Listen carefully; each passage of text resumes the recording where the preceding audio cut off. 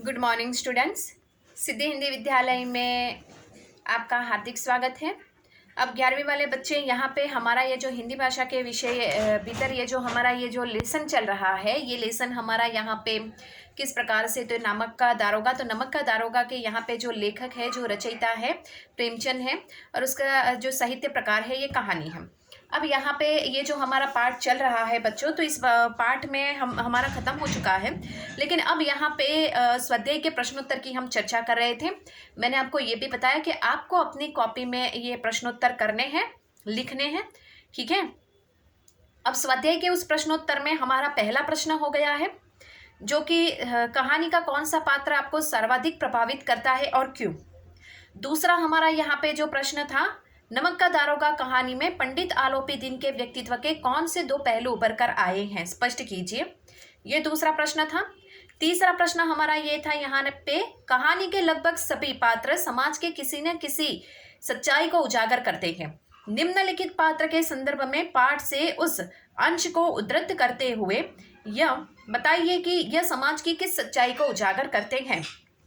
उसमें क है वृद्ध मुंशी, ख है वकील और ग है शहर की भीड़। उसके बाद चौथा प्रश्न हमने देखा कि निम्नलिखित पंक्तियों को ध्यान से पढ़िए, यानी कि वो पैराग्राफ पढ़ना है और नीचे जो प्रश्न 3-4 प्रश्न हमें दिए गए हैं उसके उत्तर हमें लिखने हैं। वो हुआ प्रश्न हमारा चौथा। पांचवा प्रश्न हमारा यहाँ पे, नमक का दारोगा कहानी के कोई दो अन्य शीर्षक बताते हुए उसके आधार को स्पष्ट कीजिए। तो ये पांचवा प्रश्न, हमने दो शीर्षक तो अपने हिसाब से तर्क लगा के हमें सोचना है कि उसमें कौन कौन से दो शीर्षक आ सकते हैं। तो उसमें हो सकता है कि ईमानदारी का फल, क्यों, तो उसका वजह बतानी है। उसके बाद यहाँ पे न्याय और न्याय भी ले सकते हैं। उसके बाद यहाँ पे भ्रष्टाचार और न्याय भी ले सकते हैं। उसके बाद यहाँ पे हम लोग जो किस प्रकार से, सत्ता, भ्रष्टाचार को बढ़ावा देना, ये भी हो सकता है शीर्षक। या फिर यहाँ पे न्याय व्यवस्था, न्याय और अन्याय, असत्य पर सत्य की जीत भी हो सकता है। ये आप शीर्षक कोई भी दे सकते हो, ठीक है। ऐसा नहीं कि मैंने जो कहा है वही शीर्षक आपको देना है, कोई भी शीर्षक आप दे सकते हो, लेकिन क्यों दिया है वो आपको डिफाइन करना पड़ेगा, थोड़ा विस्तार से लिखना पड़ेगा कि क्यों आपने ईमानदारी का फल ही दिया, तो वो वजह आपको बतानी है। क्यों आपने ये कहानी को यहाँ पे बताया कि असत्य पर सत्य की जीत, तो उसकी वजह आपको बतानी है, ठीक है। तो करीबन 5 प्रश्न यहाँ हमारे हुए हैं। अब छठा प्रश्न जो है अभ्यास का, वो देख लेते हैं। कहानी के अंत में आलोपी दिन के वंशीधर को मैनेजर नियुक्त करने के पीछे का क्या कारण हो सकता है, तर्क सहित उत्तर दीजिए।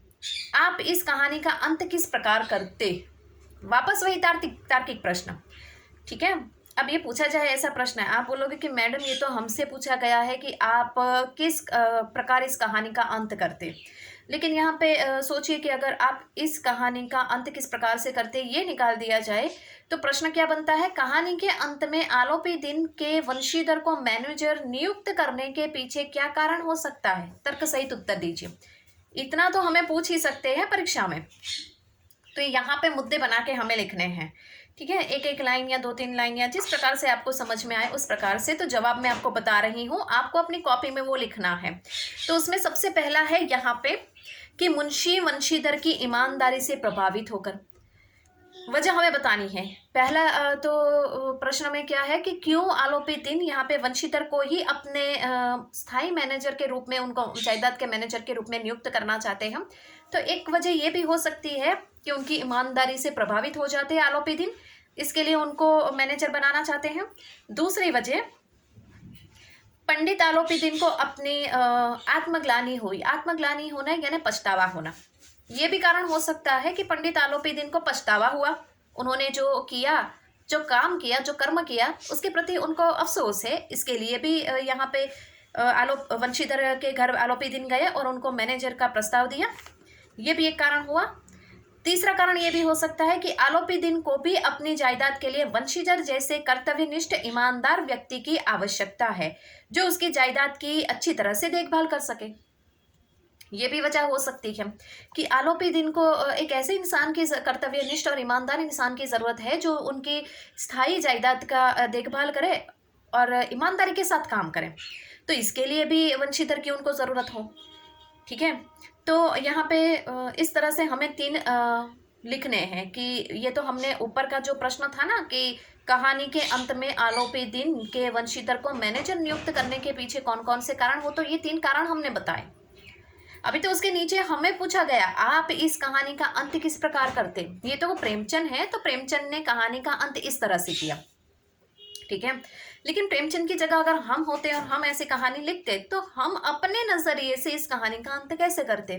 तो उसके बारे में हमें थोड़ी बहुत बातें लिखनी है कि प्रेमचंद एक आदर्शोन्मुख रचनाकार है, यानी कि आदर्शों से यहाँ पे संधि आदर्शोन्मुक्त, तो यहाँ पे आदर्श उन्मुक्त, एक आदर्श रचनाकार है प्रेमचंद, इसलिए कहानी का अंत अपने और परिणाम के साथ कर दिया,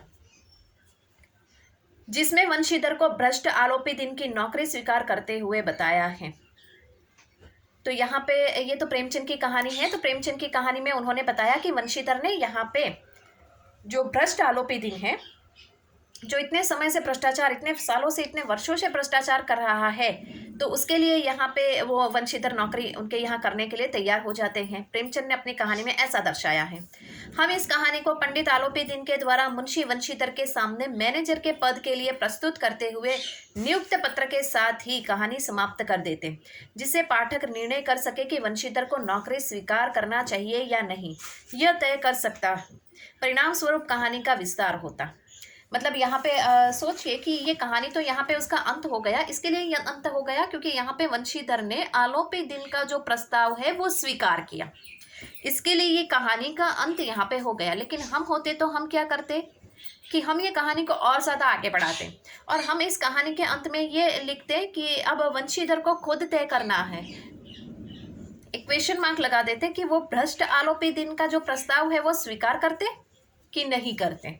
ये वंशीधर का अपना खुद का फैसला है, उनको खुद को तय करना है कि उनको आलोपी दिन की यहाँ नौकरी करनी है मैनेजर के रूप में कि नहीं करनी है। लेकिन कहानी में क्या, प्रेमचंद ने तो डायरेक्टली बता दिया कि वंशीधर ने स्वीकार कर लिया, तो कहानी यहाँ पे खत्म हो गई।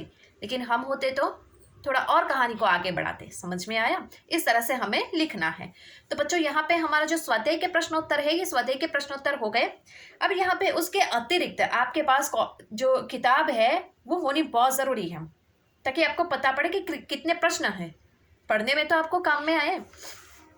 अब यहाँ पे पाठ के आसपास के प्रश्न, ठीक है, तो पाठ के आसपास के प्रश्नों की भी हम हल्की सी चर्चा करेंगे, ताकि बच्चों को ऐसा ना हो कि मैडम ने ये नहीं करवाए। एक एक प्रश्न की चर्चा हम करेंगे, आप निश्चिंत रहिए, ठीक है।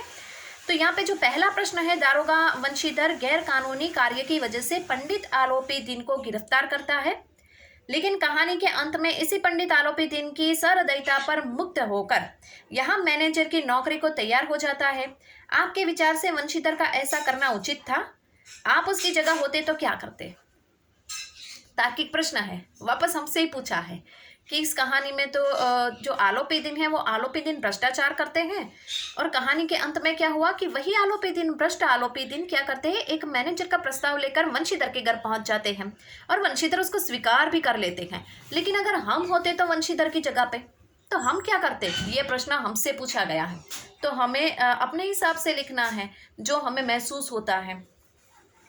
तो इस जवाब में मैं आपको जवाब बता देती हूँ किस प्रकार से आपको लिखना है वाक्य रचना, कि वंशीधर को ऐसा नहीं करना चाहिए, क्योंकि मैं आलोपी दिन को विनम्रता पूर्वक मना कर देता। आलोपी दिन ने पूरी जायदाद भ्रष्टाचार अनैतिक रूप से कमाई थी।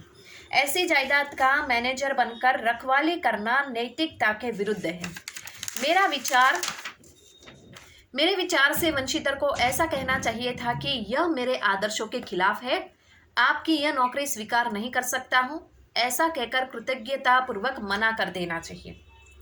ये बात भी हो सकती है। यहाँ पे जो चलो ईमानदारी का फल मिला उनको, ये बहुत अच्छी बात है वंशीधर को, लेकिन ये वंशीधर का खुद का फैसला है, उनको हाँ स्वीकार करनी है कि नहीं करनी है। प्रेमचंद ने तो कहानी में स्थापित कर दिया, मतलब यही बताया कि वंशीधर ने उनका प्रस्ताव स्वीकार किया, ठीक है, विनम्रतापूर्वक।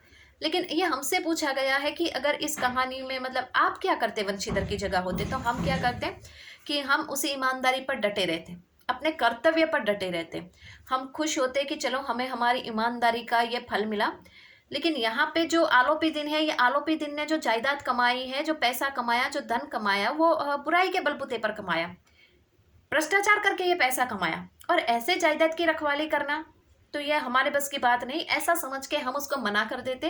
विनम्रता पूर्वक हम कहते हैं कि ये मेरे स्वभाव के विरुद्ध है, आप ये प्रस्ताव लेकर आए, ये मेरे लिए बहुत भाग्यशाली खुश होने वाली बात है, मेरे भाग्य को उजागर करने वाली बात है, मैं भाग्यशाली इंसान हूँ, लेकिन फिर भी मैं आपके इस प्रस्ताव को स्वीकार नहीं कर सकता। हम होते तो इस तरह से कहते हैं।